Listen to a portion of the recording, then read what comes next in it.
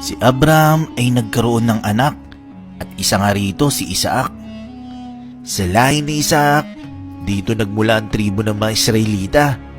Nagkaroon ng dalawang anak si Isaac. Ito'y sina Jacob at Esau.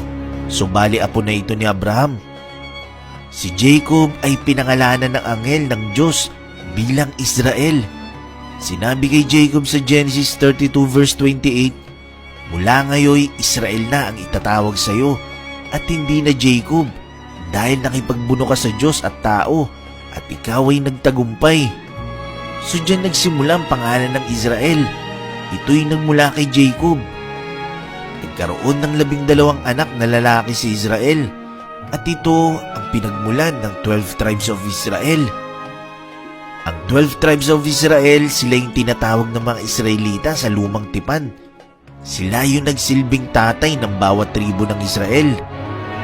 Isa sa 12 anak ni Israel ay si Levi. Sa tribo ni Levi nagmula ang lahi ni Moses.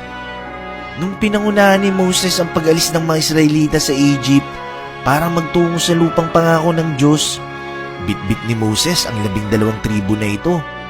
Actually, 40 days lang naman talaga dapat ang travel time patungong Promised Land. Dahil panahireklamo ng mga Israelita, kesyo mas okay pa raw sa Egypt dahil di sila nagugutom at nauuhaw dun, ang 40 days ay naging 40 years. Imagine, nagpaikot-ikot lang sa ilang ang mga Israelita, kaya inabot sila ng 40 years.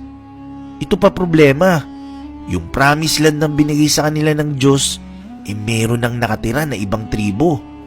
Ito, yung mga Canaanites. Ang lugar kasi ng Canaan ang tinuturing na lupang pangako ibinigay ng Diyos sa mga Israel.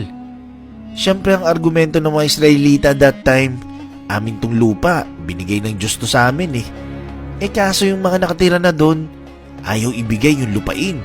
Siyempre para sa kanila, paano maiging inyo to? Bago lang kayo dumating, dito na kami nakatira. So matindi-tinding digmaan ang nangyari bago mapunta sa mga Israelita ang buong lupain. Sino ba ang mga Canaanites?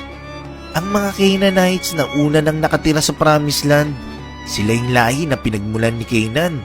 Si Canaan ay apo ni Noah kay Ham. Nagsimulang maukupan ng mga Israelita ang lupain nung nasakop na nila ito sa pangunguna ni Joshua. Hinati-hati ang bawat lupain at inukupan ng bawat tribo ng Israel.